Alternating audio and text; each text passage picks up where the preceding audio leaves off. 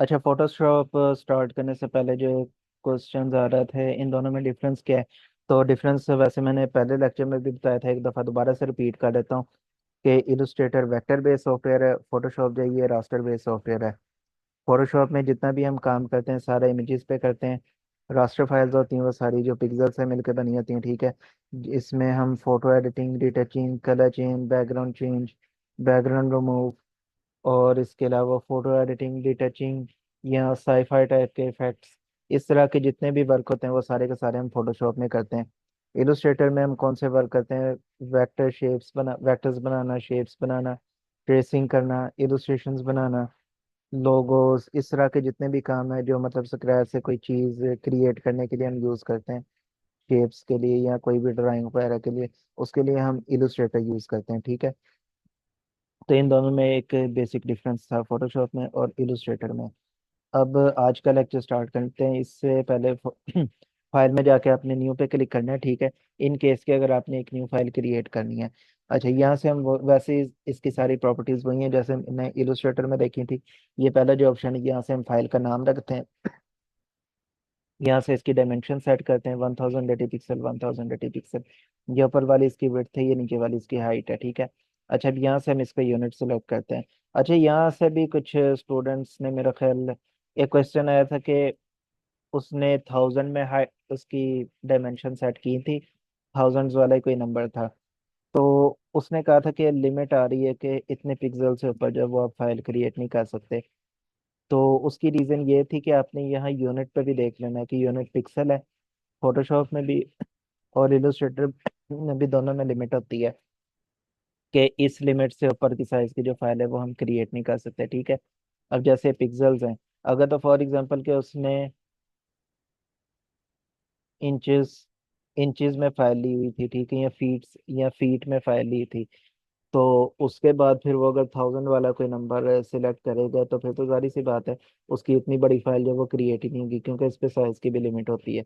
तो आपने ये जो यूनिट है इसको भी आपने देख लेना है, ठीक है, नंबर्स के साथ, कि आपने यूनिट कौन सा सिलेक्ट किया है। यूनिट जो है वो आपने पिक्सल रखना है, ठीक है। अच्छा, उसके बाद रेजोल्यूशन जो है ये 300 DPI, ये मैंने आपको ऑलरेडी इलस्ट्रेटर में भी बता दिया था, 300 पिक्सल्स पर इंच। कलर मोड जो है इसमें भी मैंने आपको बता दिया था कि RGB जो है ये डिजिटल व्यू के लिए यूज होता है, ठीक है, और ये जो CMYK के, ये प्रिंटिंग के लिए यूज होता है। अच्छा, उसके बाद फिर बाकी सारी चीज़ें वही हैं, उसके बाद आपने इसे फाइल को क्रिएट कर देना है।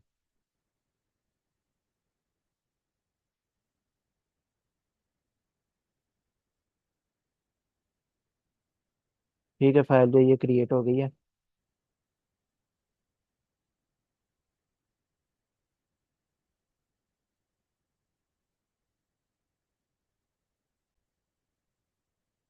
अच्छा, ये तो तरीका था फाइल को क्रिएट करने का। अगर फॉर एग्जांपल के एग्जिस्टिंग फाइल को ही हमने इधर से चूज करनी है, तो वो फिर हम किस तरह से करेंगे, उसका भी मैं तरीका बताता हूँ।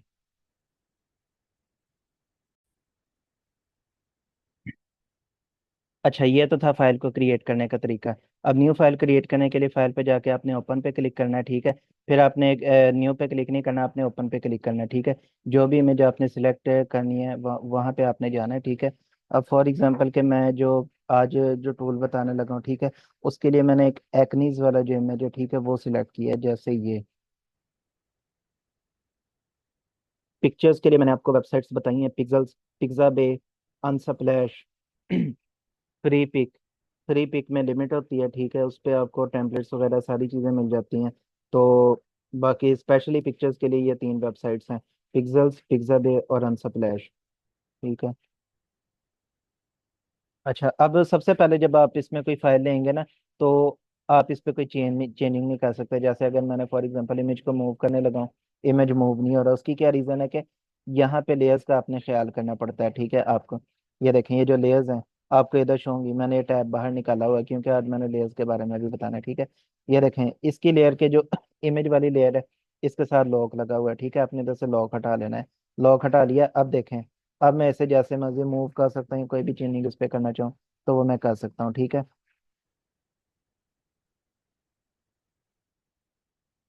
अब ये देखें, यहाँ पे मैंने क्या लिखा था कि पिंपल फेस, एक्नी फेस, कुछ भी आप इस तरह का कीवर्ड लिख सकते हैं, ठीक है। या डार्क स्पॉट फेस, इस तरह का कोई भी कीवर्ड लिख के एक्नी वाली जो इमेज है, ठीक है, वो मैंने निकाल ली है। अब मैं क्या करने लगा हूँ कि ये वाले, आज आपको ये वाले टूल्स बताऊंगा। Spot healing brush tool, patch tool, content aware move tool और रेड आई टूल, ठीक है।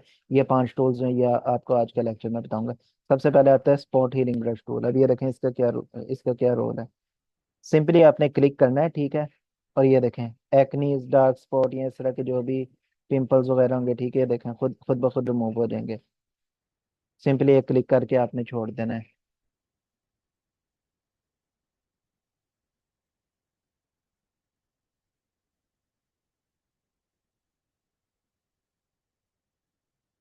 ब्रश को बड़ा छोटा करने की वही शॉर्ट की है कि अगर ब्रश का साइज बड़ा करना है तो राइट स्केल ब्रैकेट कीबोर्ड वाले बटन से, ठीक है। अगर ब्रश का साइज छोटा करना है तो लेफ्ट स्केल ब्रैकेट, ठीक है। अब ये देखें, यहाँ नीचे पिंपल्स का साइज छोटा था तो मैंने ब्रश का साइज भी छोटा कर लिया। अगर ये भी उतना ही रहता ब्रश का बड़ा साइज, तो ये देखें, ये फिर क्या होता है कि इधर एज पे क्लिक हो जाता है यहाँ पे। तो ये क्या करता है कि ये देखें, इधर से लाइन ही गायब हो गई चीन की, ठीक है। तो ये फिर इमेज को डिस्टॉर्ट कर देता है। जहाँ आपको जरूरत फील हो कि यहाँ पे ब्रश का साइज छोटा रखना है तो वहाँ छोटा कर सकते हैं लेफ्ट स्क्वायर ब्रैकेट से। जहाँ पे बड़ा करना है ब्रश का साइज, तो वहाँ राइट स्क्वायर ब्रैकेट से इसे बड़ा कर सकते हैं, ठीक है। अच्छा, अब ये तो एक और इमेज जो है, ठीक है, वो उस पे नेक्स्ट टूल के लिए बताता हूँ। फाइल पे जाके ओपन पे क्लिक करना है, ठीक है। दूसरे टूल के लिए मैंने दूसरा इमेज सिलेक्ट कर लिया, ठीक है। उस इमेज पे भी कर सकते हैं, मैं वैसे आपको मल्टीपल इमेजेस पे वर्क करके दिखा रहा हूँ। अच्छा, अब ये हीलिंग ब्रश टूल, रोल इसका भी सेम है। ये जो ऊपर वाले तीनों टूल्स हैं, ठीक है, रोल सबका सेम है, बस यूज करने का तरीका डिफरेंट है। अब ये जो हीलिंग ब्रश टूल है, इसका भी सेम वही पर्पज है कि किसी भी, फॉर एग्जांपल, दीवार पे कोई गंद लगा हुआ है, या किसी भी बैकग्राउंड के ऊपर कोई डार्क स्पॉट या कुछ भी है, या चेहरे पे पिंपल आपने गायब करना है, या किसी भी, फॉर एग्जांपल, के बैकग्राउंड से आपने कोई माइनर ऑब्जेक्ट जो है वो रिमूव करना है, उसके लिए हम ये स्पॉट हीलिंग ब्रश टूल वगैरह जो है वो यूज करते हैं। अगर इन केस के किसी जगह पे कोई बहुत बड़ा ऑब्जेक्ट है, ठीक है, जैसे कोई बैकग्राउंड है, ठीक है, उस पे कोई बंदा खड़ा है, या कोई इतने एरिया पे कोई जानवर, एनिमल, जैसे कैट, डॉग वगैरह, ठीक है, या कोई भी बड़ा ऑब्जेक्ट अगर आपने रिमूव करना है, तो उसके लिए फिर हम ये स्पॉट हीलिंग ब्रश टूल, फैश टूल वगैरह फिर हम यूज नहीं करेंगे। उसके लिए फिर बाद में हम क्लोन स्टैम्प टूल जो है वो यूज करेंगे, ठीक है। या फिर अगर किसी के पास बीटा वर्जन है तो फिर हम उसे एआई यूज करेंगे। वो फिर मैं आपको आगे वाले लेक्चर्स में बताऊंगा। अच्छा, अब ये क्योंकि छोटे छोटे स्पॉट्स हैं तो इस तरह के छोटे स्पॉट्स के लिए हम इस तरह के जो टूल्स हैं वो यूज करते हैं। अच्छा, अब स्पॉट हीलिंग ब्रश टूल में मैं क्या करता है कि सिंपल क्लिक करता था, ठीक है, तो वो खुद ब खुद गायब हो जाता था ये। अब ये जो नीचे वाला टूल है, healing brush tool, purpose same है, यूज का तरीका डिफरेंट है। इसमें क्या है, इसका इस्तेमाल करने का क्या तरीका है कि किसी दूसरी जगह से सोर्स पॉइंट उठाते हैं और उस पॉइंट को उठा के उसकी जगह पे पेस्ट कर देते हैं। कैसे, ये मैं करके दिखाता हूँ, ये देखें। अब ये जो ब्रश टूल है, ठीक है, इसमें मैं, सॉरी, ये जो पिंपल है, पिंपल का क्या करूंगा कि जो क्रीप का एरिया है, इसका कलर यहाँ से मैच हो रहा है सबसे ज्यादा।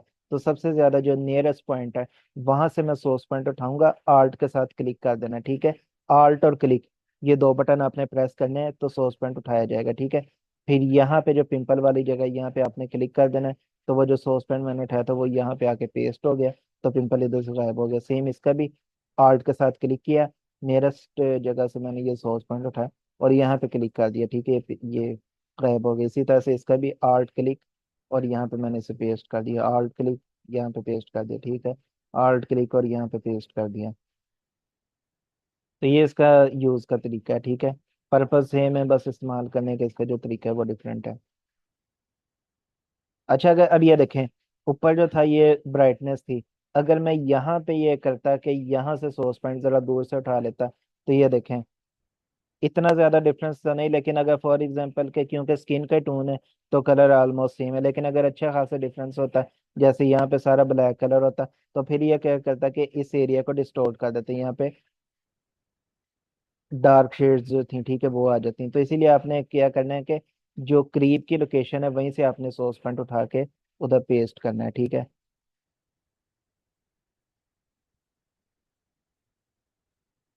तो ये तरीका होता है इन दोनों का क्या काम है कि पिंपल्स को रिमूव करना है। अच्छा, अब इसी तरह से एक और तीसरे इमेज पे वर्क करके दिखाता हूँ तीसरे टूल के लिए।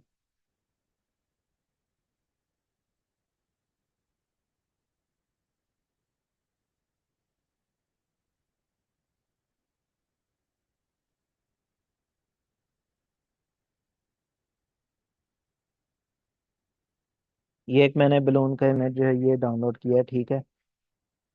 अच्छा, मैं चाहता हूँ कि ये बलून जो है ये इधर से रिमूव हो जाए। अब जैसे मैंने बताया था कि इस तरह के छोटे माइनर जो ऑब्जेक्ट्स होते हैं उसके लिए हम यही वाले टूल्स हैं वो यूज़ करते हैं। अब फॉर एग्जांपल कि ये पैच टूल है। अब मैं इससे काम करके दिखाता हूँ। ऊपर वाले जो दो टूल्स हैं उससे भी हो सकता है, पैच टूल से आप किस तरह जो, ये देखें ये एक इमेज है, ये मैंने सिलेक्ट किया, ठीक है। और इसे उठा के मैं किसी दूसरी जगह पे, ये जो करीब का एरिया यहाँ पे ले जाऊंगा, ठीक है। Empty area. तो इसने क्या किया कि इसे उठा के जिस एरिया पे लेके गया था, तो उससे फिर क्या हुआ कि ये वाला जो एरिया जो सिलेक्टेड था, तो जिस एरिया पे लेके गया तो वो जो दूसरे वाले एरिया था उसने सिलेक्टेड जगह को फिल कर दिया, ठीक है। अगर मैं इसे यहाँ पे लेके जाता तो यहाँ से फिर क्या होता कि ये जो नीचे ग्रीन वाला एरिया है ये इस जगह पे फिल हो जाता, ठीक है। लेकिन जाहिर सी बात है हमने ग्रीन वाला एरिया इसकी जगह पे फिक्स ये नहीं फिल नहीं करना था। हमने यही जो स्काई वाला कलर है ये इसकी जगह पे फिल करना था, ठीक है। तो ये इसकी जगह पे फिल हो गया और ये गायब हो गया। अच्छा, अब इसी तरह से ये सब इससे नीचे वाला टूल है content aware move tool.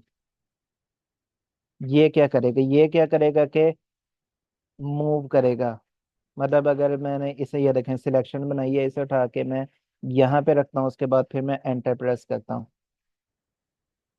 Object को इसने रिमूव नहीं किया बल्कि मूव किया, ठीक है। ये इधर से आके इधर आ गया और जो इसकी खाली जगह थी वो ऑटोमेटिकली खुद ब खुद फिल हो गई है, ठीक है। कट करने की बजाय इसने खुद ब खुद फिल कर दी। इसी तरह से अगर मैं इसे सबसे ऊपर लेके जाना चाहूँ, ये जैसे यहाँ पे, तो एंटर प्रेस कर देना, ठीक है। तो ये देखें इधर से गायब होकर ये इधर आ गया। तो ये तरीका होता है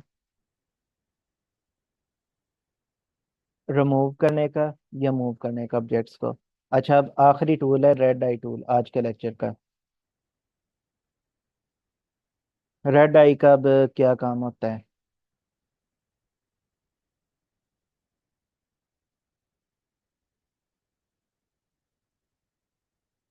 ये देखें। इसका काम होता है जब हम कैमरे से कोई पिक्चर लेते हैं जैस अंधेरे में, तो वो उससे जो फ्लैश फ्लैश निकलती है, ठीक है, लाइट की रिफ्लेक्शन की वजह से वो फिर क्या होता है कि आपने अक्सर देखा होगा कि कैमरे पे जब रात के टाइम के पिक्चर लें तो जो आई बॉल्स होती हैं उस पे इस तरह का इफेक्ट आ जाता है लाइट की रिफ्लेक्शन की वजह से। इसे हम लाइट रेड लाइट इफेक्ट कहते हैं। इसे रिमूव किस तरह से करते हैं, इसके लिए हम ये रेड आई टूल यूज करते हैं, ठीक है।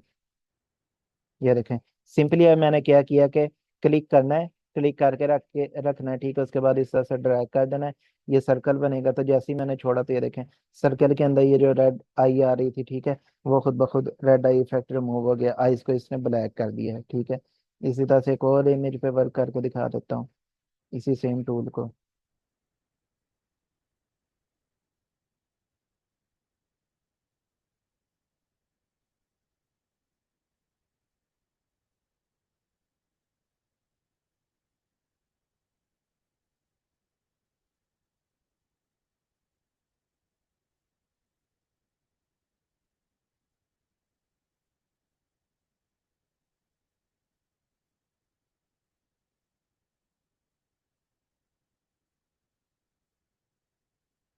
ये देखें इसका भी सेम वही रेड आई इफेक्ट है। तो ये देखें रिमूव कर दिया और इसे भी क्लिक करके इस तरह से ड्रैग करना है, जैसे ही छोड़ा तो ये रिमूव हो गया। एक बारी में अगर फॉर एग्जांपल पूरा रिमूव नहीं हुआ तो दोबारा से लगा लें, तो ये देखें ये रिमूव हो गया। तो ये थे इन 5 टूल्स का यूज। शॉर्ट लेक्चर है आज का, इजी सा। कोई भी इमेज आपने अपनी मर्जी का इमेज इंटरनेट से कहीं से भी उठा लेना, ठीक है। मैंने पिंपल्स रिमूव किए हैं, आपकी मर्जी है कि पिंपल्स को रिमूव करना चाहें तो पिंपल्स भी रिमूव कर सकते हैं। या किसी भी बैकग्राउंड से अगर कोई भी बलून, दर्द या कुछ भी क्लीन अगर आपने करना है वो भी कर सकते हैं, ठीक है। अच्छा, इसको आपने सबमिट किस तरह से कराना है असाइनमेंट्स को, वो भी मैं तरीका आपको बता देता हूँ। जैसे आप इलस्ट्रेटर की असाइनमेंट्स जमा करवाते थे, ये आपने उस तरह से नहीं करवानी।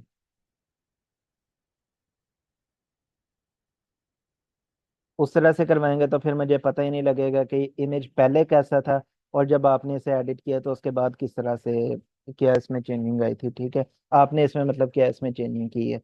ये देखें, आपने क्या करना है कि ये वाला टूल है क्रॉप टूल। ये देखें, शुरू में हो सकता है आपके ये टूल्स जो वो इस तरह से हों, तो ये जो डबल एरो यहाँ पे आपने क्लिक करना है तो इस तरह से आपके टूल्स हो जाएंगे। ठीक है, ये जो तीसरे नंबर पे टूल है क्रॉप टूल, यहाँ पे आपने क्लिक करना है। ठीक है, और इसके साइज को आपने डबल कर देना है कैनवस के। ठीक है, ये डबल साइज हो गया, फिर आपने एंटर प्रेस कर देना है।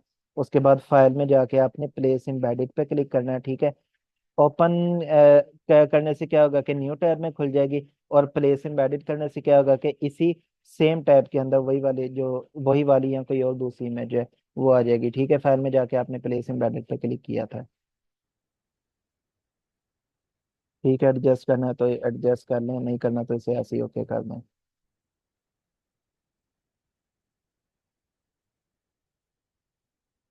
ठीक है, ये देखें, इस तरह से आपने करना है।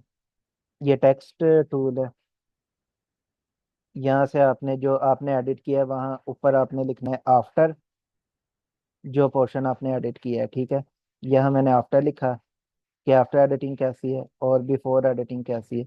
यहाँ भी सेम तरीका है कॉपी लेने का, आल्ट क्लिक और ड्रैग मैंने इस टेक्स्ट को किया तो ये कॉपी बन गई इसकी। यहाँ पे मैंने लिख देना है बिफोर।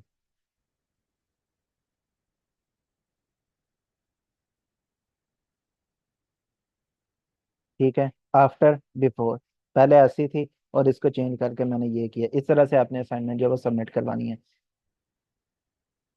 तो ये था आज का लेक्चर। अच्छा, इसमें ना जो 2015 से जो 15 या उससे जो पहले वाले वर्जन यूज कर रहे हैं ओल्ड वर्जन, तो उनमें ये प्रॉब्लम हो सकती है कि इसमें लेयर्स का अपने वैसे तो फोटोशॉप के सारे वर्जन में ही आपको लेयर का ख्याल करना पड़ता है, लेकिन ये जो लेटेस्ट है उनमें ये है कि जैसे मैंने आफ्टर पे क्लिक किया तो सिलेक्शन खुद ब खुद इस पे आफ्टर पे आ गई, अगर मैंने इस पिक्चर पे क्लिक किया तो सिलेक्शन खुद ब खुद इस पिक्चर वाली लेयर पे आ गई। ठीक है, लेकिन जो पुराने वर्जन यूज कर रहे थे जैसे 2015 वाले, उसमें अगर फॉर एग्जांपल आप इस पे जैसे बिफोर है, इस पे अगर क्लिक करेंगे, सॉरी मतलब कि अगर सिलेक्शन पहले आपकी जो लेयर की है ये इस पे आफ्टर पे और आप इस पे बिफोर पे क्लिक कर दें, या किसी भी और दूसरी लेयर पे और उसे मूव करने की कोशिश करें, तो ये जो आफ्टर वाली लेयर है वही मूव हो रही होगी क्योंकि सिलेक्शन इस पे होगी। ये पुराने वर्जन वालों की बात कर रहा हूँ जो 2015 या उससे, क्योंकि उसमें वो ऑटो सिलेक्शन वाला प्रोसीजर नहीं था कि खुद ब खुद जिस पे क्लिक करते थे उस पे सिलेक्शन चली जाती थी। उन्हें क्या करना पड़ता था कि यहाँ लेयर में जाके उस पे सिलेक्शन लानी पड़ती थी बारी बारी।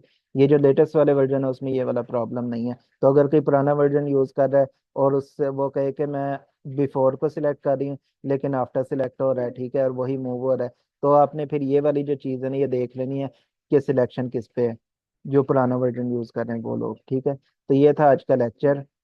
और इसमें अगर किसी का कोई क्वेश्चन है तो वो फिर कर दें, क्वेश्चन करना स्टार्ट कर दें। मैं प्राइवेसी जो है ओपन कर रहा हूँ।